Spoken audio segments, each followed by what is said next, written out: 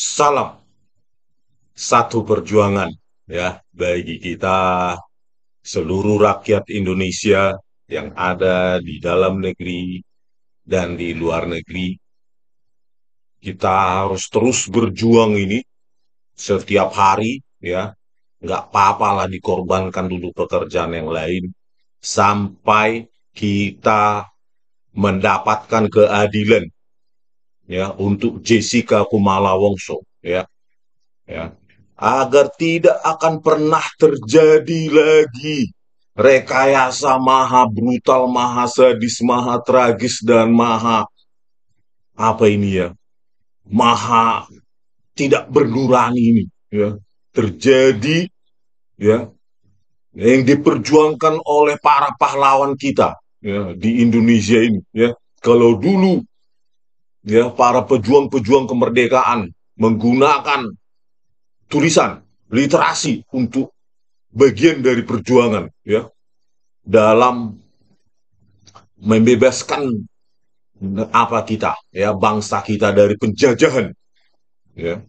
Saat ini juga kita menggunakan media audio visual, media web, media teks ya untuk berjuang dari penjajahan para mafia hukum ya yang memanfaatkan hukum untuk kepentingannya, memanfaatkan hukum untuk jabatannya, untuk duit dan segala macamnya. Kita tidak tahu otak mereka ya, karena sepanjang hidup mungkin kita tidak tahu ini. Saya pun tidak pernah tahu ini. Sebelum saya kupas, saya iris-iris BAP itu tahun 2016 ya. Meskipun BAP itu pun susah sekali saya dapatkan ya. Padahal harusnya pihak pengacara bukan hanya mendapatkan BAP, tetapi kopi dari legal copy. Legal copy adalah hasil disimaging dari si penipu Prekayasa Muhammad Nual Azhar dan Christopher Harimanrianto. Harusnya kopi dari legal copy itu bisa diberikan kepada siapapun ya yang berkepentingan untuk diuji, dianalisa. Karena itulah sebenarnya ditemukan, dilahirkan yang namanya fungsi hash. Agar orang lain yang mendapatkan kopi dari legal copy itu tidak bisa berbuat curang, mengedit, memanipulasi. Itulah sebenarnya apa yang terjadi di Indonesia ini, ya, di pengadilan Indonesia ini, ya, siapapun karena dia secara absolut menguasai digital evidence, maka dia bisa berlaku, melakukan apapun. Dia akan seperti dewa, gitu. Karena tidak ada orang yang memegang alat bukti digital tersebut kecuali si penipu itu. Jadi dia semena-mana. Beruntunglah kita ada kesalahan di dalam BAP itu ya. Ada metadata. Metadata itulah bukti tertulis kita untuk menghantam mereka, menghancurkan rekayasa mereka ya. Untunglah bisa kita tangkap bahasa mereka lewat metadata. Metadata itu adalah identitas apapun yang ada di file video CCTV tersebut ya. Nah, metadata itu ada di bagian depan, header, baru apanya, hmm, nilai-nilai dari integer dari setiap pixel itu ya, konten video itu dalam berupa baik heksadesimal maupun bilangan integer ya, bilangan bulat, tergantung formatnya. Nah, kita beruntunglah di situ supaya kita matikan langkah mereka ya, Muhammad Nual Azhar dan Christopher Harimanrianto dalam terus mengulangi rekayasa-rekayasa semacam itu ya. Ya, sampai sekarang mereka masih berlindung ya. Kombes Pol Muhammad Nual Azhar ini masih berlindung di dalam institusinya, masih dapat gaji setiap bulan, fasilitas sebagai Kombes Pol dari pajak rakyat yang dia hianati, yang dengan nyata-nyata dia hianati. Polisi ya, penyidik apa itu ahli forensik digital seharusnya tidak mengkhianati rakyat, seharusnya menegakkan hukum, menegakkan keadilan. Justru alat bukti itu direkayasa. Benar-benar tragis Republik ini ya, didirikan ya oleh para pahlawan, tetapi justru dihanati oleh Muhammad Nual Azhar. Nah, inilah sekarang kita akan terus menyerukan kepada Kapolri Jenderal Listio Sigit Prabowo, ya. Bagaimana Pak Kapolri kok nggak ada tanggapannya sampai saat ini? Bapak bungkam atau tidak tahu? Kita tidak tahu juga, gitu. Saya Pak ya, saya memiliki 30 bukti ilmiah yang silahkan diuji oleh siapapun.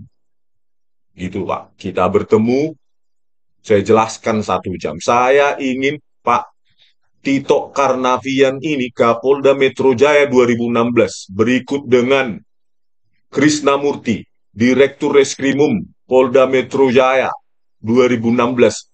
Tolong periksa mereka berdua ini, Pak. Ya, periksalah Tito Karnavian ini, ya, dan Krisnamurti, ya. Apapun jabatan mereka saat ini, kebenaran itu buta terhadap siapapun. Kebenaran itu tidak melihat siapa itu, gitu. Karena katanya di Indonesia ini di depan hukum itu sama, di mata hukum, katanya konsep hukum di Indonesia.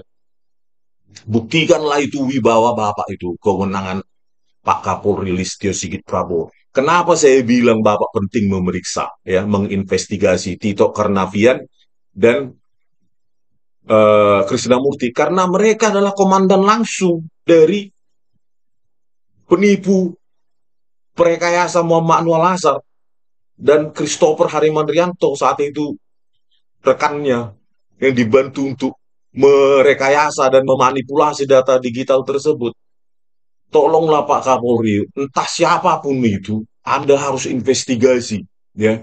Tidak peduli dia menteri sekarang atau apapun jabatannya, Bapak harus periksa. Disitulah tugas Bapak yang ditugaskan oleh Bapak Presiden Insinyur Joko Widodo. Siapapun tegakkan hukum ini, gitu. Walaupun langit katanya akan runtuh, siapapun aktornya, Bapak harus periksa. Kenapa rekayasa ini maha brutal? Saya sudah memiliki bukti ilmiah. Bagaimana Jessica ditersangkakan, ditangkap bahkan. Katanya upaya paksa. Ditangkap dengan bukti video CCTV rekayasa. Ditangkap loh Pak, kebebasan orang. Langsung dikurung dia, dibui, di sel tikus. Nurani kita Pak. Walaupun sudah inkrah, tapi inkrahnya dengan bukti rekayasa. Sekali lagi lah Pak, kami himbau. Bapak komandan tertinggi saat ini, periksa Pak Tito Karnavian dan Krisnamurti. Karena mereka yang menggunakan jasa penipu perekayasa Muhammad Lazar dan Christopher Harimandrianto. Sehingga didapatkan fakta siapa yang menyuruh Muhammad Lazar. Tidak mungkin dia self comment Pak, komando sendiri. Begitu Pak. Ya. Kalau diam saja terus, ya Bapak akan diganti, saya pun tetap akan bersuara. Mau 1 tahun, mau 2 tahun, saya akan tetap bersuara ini. Kecuali Bapak penjarakan saya karena menyuarakan kebenaran ilmiah. Kan begitu, Pak. Kami ingin periksa, Pak, Tito Karnavian dan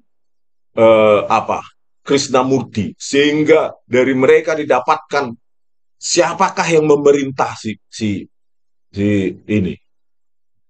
Apakah ada orang lain atau siapa memerintah Kombes Pol Muhammad Anwar Lazar dalam mengabur-ngaburkan, ya Pak, membuat warna jadi keabuan.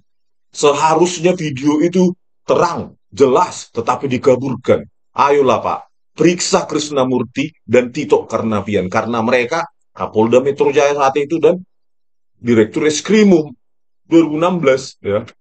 Dan ini ada video statement dari Tito Karnavian saat itu sebagai Kapolda Metro Jaya 2016.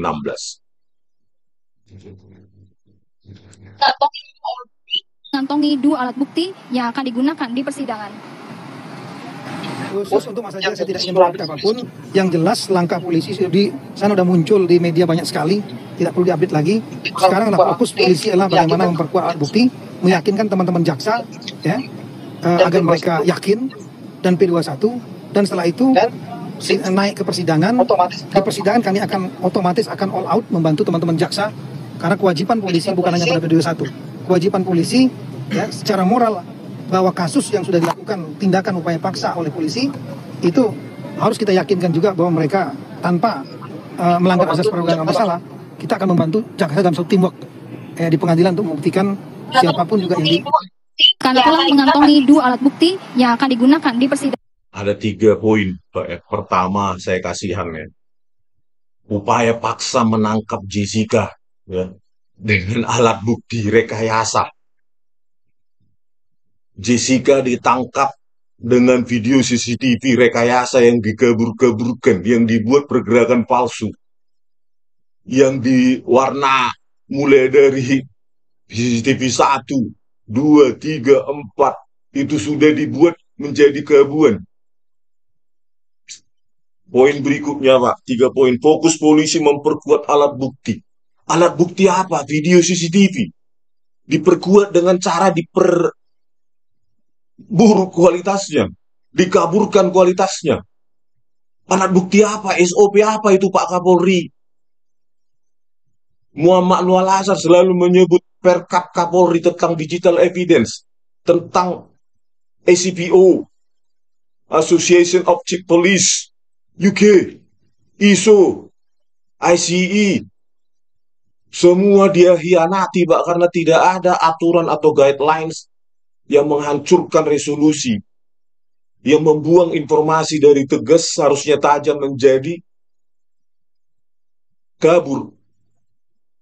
Dikatakan Tito Karnavian di sini, fokus polisi memperkuat alat bukti dengan mengaburkan video CCTV. Itu kan sesuatu yang paradoks ya. Memperkuat alat bukti tetapi dengan merekayasa video CCTV. Yang ketiga poinnya, meyakinkan teman-teman jaksa dan P21. Meyakinkan para jaksa dengan video yang dikabur-kaburkan supaya P21. Begitukah, Pak Kapolri? Saya ulangi lagi bukti ini, bukti ilmiah ini. Apakah begini cara memperkuat alat bukti, Kapolri? Yang seharusnya tajam 19, 20, 80, 15, kamera 7, 15, 57, 17, 17, di downscaling oleh Muhammad Nur Al-Azhar, yang dipresentasikan oleh dia, ya, menjadi kabur-kabur, sehingga Binsar Gultum, Partai Utapea, dan Hakim Kisworo, ya, bertiga itu menjadi tidak bisa melihat apapun, membedakan centerpiece maupun dengan paperback aja dia salah. Apakah dengan cara seperti ini polisi ya memperkuat alat bukti tetapi memperkabur semua objek yang ada dalam video? Apa begini, Kapolri? Di berikutnya saya ulangi terus sampai ribuan kali. Di kamera 9 dipotong mereka 1659, lalu dikaburkan, di downscaling oleh Muhammad Nur Al-Azhar. Di sini perbandingan warna kopi harusnya dilakukan dengan jelas. Apakah ada perbedaan? Mereka membandingkan warna kopi, justru diperkabur warna kopi tersebut. Di kamera 9, ketika Agus Triyono menyajikan kopi di meja 54, justru dikaburkan. Apakah begini SOP memperkuat alat bukti, Pak Kapolri? Bukti lain, analisa pengaduk yang dilakukan Christopher, apakah pengaduk itu di meja atau sudah di gelas? Ketika Mirna Salihin meminumnya, justru diperkabur oleh Christopher Harimanrianto dengan downscaling. Harusnya itu bisa di zoom sedikit saja, bisa dapat pergerakannya tangan Mirna Salihin. Apakah langsung mengaduk atau di dalam gelas? Apa begini memperkuat alat bukti, Pak Kapolri? Beginikah SOP di Polda Metro Jaya di bawah pimpinan Tito Karnavian ini? Memperkuat alat bukti. Dan di bawah pimpinan Direktur Reskrimum Metro Jaya 2016, apakah dengan mengaburkan memperkuat alat bukti? Saya tanyalah Anda sekali lagi, Pak Kapolri. Tolonglah nurani Anda sebagai manusia dibangkitkan lagi. Apa begini memperkuat alat bukti? untuk meyakinkan para hakim, para jaksa, agar P21 dikabur-kaburkan. Apakah ini dengan pengaburan seperti ini, video yang tajam, dipakai untuk menangkap Jessica Kumala Wongso, dibui, di sel tikus 4 bulan? Mana nurani Anda, Kapolri? Bukti lain.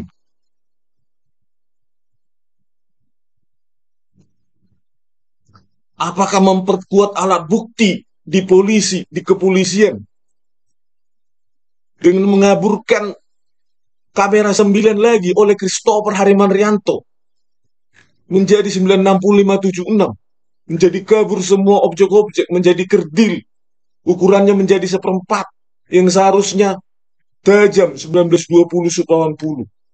Ini adalah sebagian kecil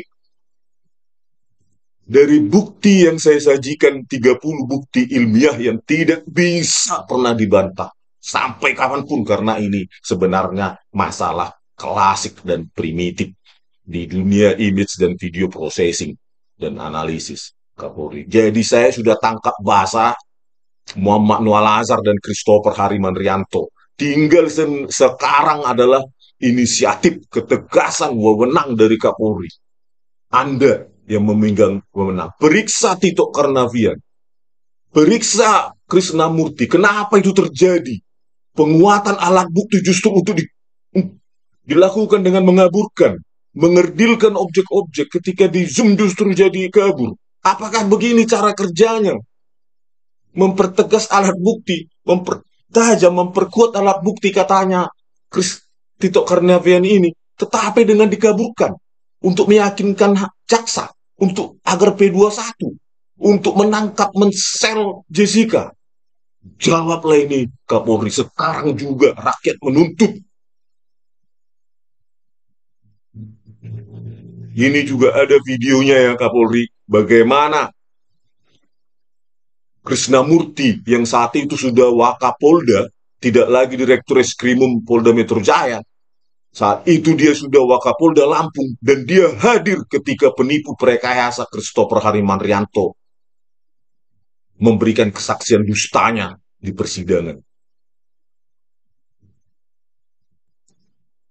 Nah inilah Pak Kapolri, ya, bagaimana kesaksian si prekayasa Christopher Harimanrianto ini didukung, dihadiri oleh Wakapolda Lampung saat itu, Krisnamurti. Nuraninya Pak Kapolri, nurani kita sebagai manusia akan mati. Besok, hari ini juga akan mati. Tapi apa yang kita tinggalkan pada generasi penerus ini? Apakah hukum berdasarkan hukum barbar? Yang penting menang, alat bukti direkayasa. Meyakinkan jaksa dengan bukti rekayasa. Menersangkakan, mengurung, menangkap dengan bukti rekayasa. Inilah buktinya. Krisnamurti hadir di persidangan saat Christopher Harimanrianto, si perekayasa itu, diberikan dihadirkan untuk menyajikan video rekayasanya dia.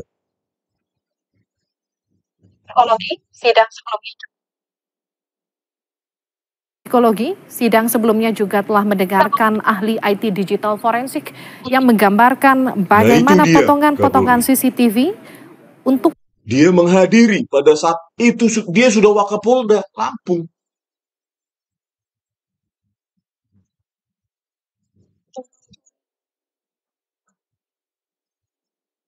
menelusuri CCTV KV Olivier yang terjadi saat 6 Januari lalu di KV Olivier dan dia Grand tersenyum. Indonesia, Jakarta.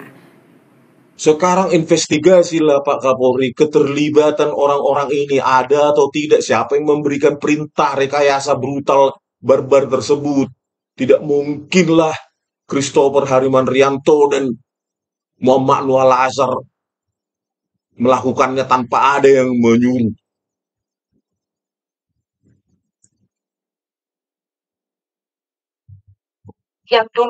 Dan yang Anda lihat ini adalah Wakapolda Lampung yang dulu sempat bertugas sebagai Ditreskrimum Polda Metro Jaya yang mengawal kasus ini sejak awal terjadinya dugaan pembunuhan terhadap Mirna Salihin 6 Januari lalu di KV Olivier, hingga kemudian Jessica Wongso ditetapkan sebagai tersangka dan berkali-kali berkasnya ditolak di saksi ahli penipu prekayasa, rekannya Muhammad Nual Azhar. Ini dihadiri oleh Krisnamurti, Pak Kapolri. Sekarang saya simpulkan lagi pertanyaan saya, Pak Kapolri. Apakah penguatan alat bukti itu harus dikaburkan video CCTV? Memang begitu SOP-nya di lab forensik digital Mabes Polri. Apakah untuk meyakinkan jaksa sehingga P21 itu video CCTV itu harus dikaburkan, dibuat kerdil agar multitafsir untuk menggiring? Apakah untuk menersangkakan, menangkap dengan upaya paksa, mengurung seseorang di sel tikus harus menggunakan video CCTV yang sudah direkayasa? Saya tanya lagi ini terakhir kali, Pak Kapolri. Kami menuntut keadilan berdasarkan kebenaran. Berdasarkan kebenaran, hanya dengan berdasarkan kebenaran, karena itu yang kita pegang. Kebenaran, keadilan tidak boleh saling berlawanan. Kalau keadilan semu, ya, keadilan yang melawan kebenaran adalah keadilan yang dibuat-buat, keadilan semu, keadilan sesat, walaupun itu sudah inkrah. Sekian dan terima kasih, Pak Kapolri. Oke pemirsa, kita akhiri video ini, ya. Kita jangan pernah lelah untuk menyuarakan apapun risikonya, ya. Sampai jumpa di sesi berikutnya dari kami Balige Academy di tepian Danau Toba yang indah. Horas!